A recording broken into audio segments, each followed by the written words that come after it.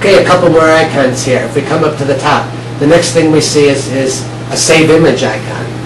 We have the ability to do a couple of different things here. We can save the image, just the image on the screen.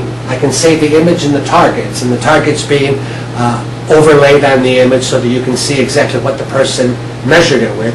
Or I can save the full screen as we're physically looking at it. And again, I can go back and print the same also. So we can either save it to a file or print it as it's going out. If we look at the system menu, in the system menu we go back, and this is where we set up the parameters that control what we're putting on the machine. So if I go to configuration output, and the first thing we see is statistics. Now you'll notice that, let's go pick another one first. I just picked data stream, and we've got control characters on the system.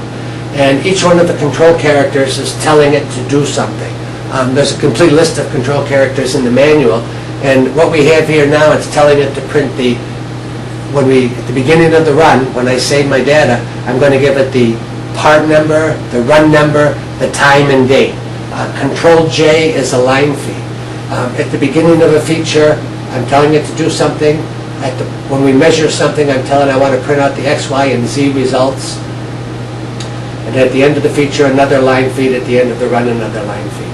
If we go back to reporting, and in reporting, we sell an optional reporting package that will let you configure your data and already set up reports to make them look very professional.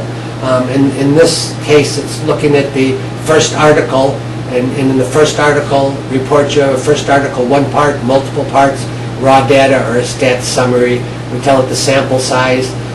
If we're sending to a logical database, certainly any of the logical databases that exist, you can send your data to.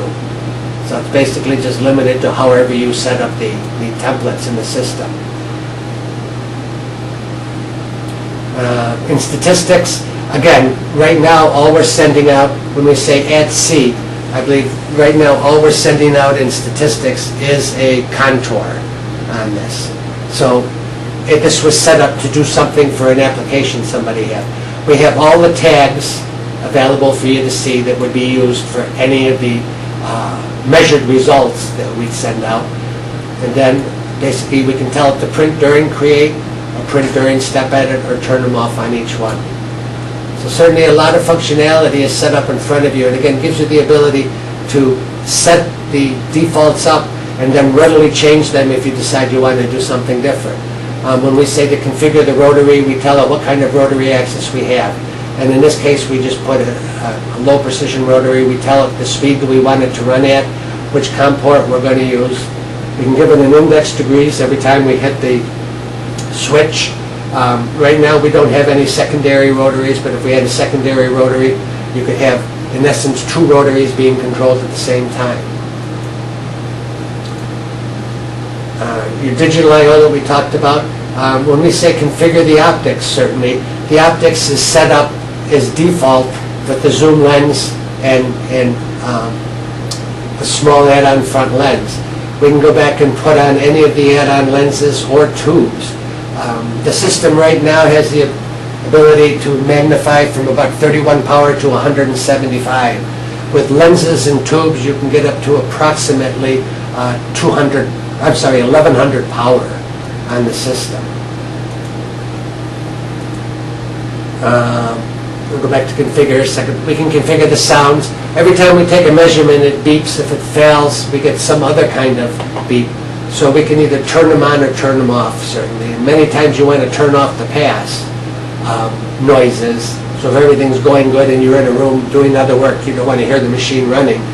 If something fails, though, we want to generally know that something happened. Language, certainly we support a lot of different languages in the software.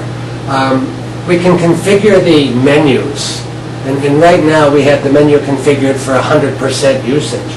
We have the ability to gray out, have all the icons in the menus to make it a production machine so that we can control the operator and only give them the ability to load a program and run a program and exit the software. So we can limit any amount of capability we want to the operators by just configuring the menus files. Software options are the options that we have on the machines. And again, everything that's yellow is turned on this machine. If it's not turned on, it would be grayed out. Again, many of these are optional pieces of software, so they certainly wouldn't be turned on. The configuration editor is an editor that sets up all the parameters for machine operation.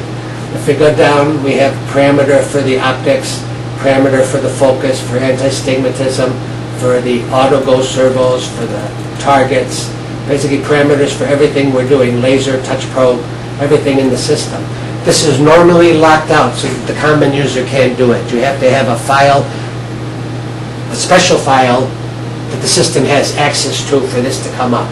But this gives you the ability to, in some cases, people may want to slow down their machine because it's moving too fast, the part's moving.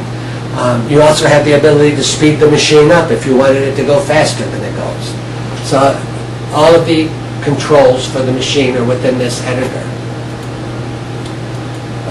And that pretty much covers the configuration. If we go down to calibrate, here's where we physically calibrate the machine. And all of the calibrations are automatic once they're started. If we do select a nonlinear calibration, the first thing it asks me to do, I'm going to tell it XY, I've got to give it a grid file. And we calibrate our machines using an artifact with intersects on the artifact. The machine has to know what the calibrated location of those artifacts are. We can either go back and tell it to calibrate the machine or verify the calibration to see how good it is. We can look at the calibration in just an XY location or E2 where it's comparing every one of the intersections against every one of the others to test your machine to see if it's in focus. During the calibration or the verification, the crosses as they're measured will turn green, yellow, or red. Generally, anything that's green means the machine is in tolerance. If you're yellow, you're getting close to the tolerance limit. If anything is red, the machine is out of tolerance as you're looking at it. Calibrate. System calibrate lights. And what this is used for, if you had multiple machines, you'd want to be able to transport programs between one machine and another.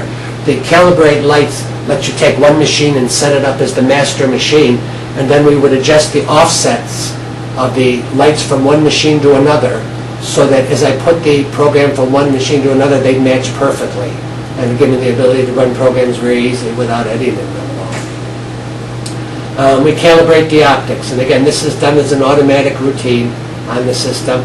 Calibrate the autofocus, and this is anti-stigmatism in the program. Calibrate the dock station, calibrate the dock station, which is the Renishaw dock station that holds the disengageable stylus modules. Calibrate the probe tip or the sensor alignment. In this case, the optics becomes our calibrated or master sensor, and we calibrate the calibration sphere for the probe to the center line of the optics, and we calibrate the laser to the center line of the optics. So this enables us to switch between any one of the sensors during machine operation and not have to worry that I'm going to have an error induced between the two. I don't have to go back and reset my datas because of these calibrations. Stage home sends the machine home to a power on condition. Reset basically takes us back and sets us to a power on condition without going home. And the diagnostics are here to enable both the user, if an issue occurs with the system, or our representatives to troubleshoot the system. We have diagnostics that will let us go through and troubleshoot the focus, the servos, the video, which is the camera, the stage, the laser, or the ring lights. So we can go through and with the diagnostics, physically diagnose exactly what's wrong with the problem and find a very easy cure. For customers who want to maintain the systems themselves, then generally through telephone support, we can tell them what to do using the diagnostics to diagnose a problem.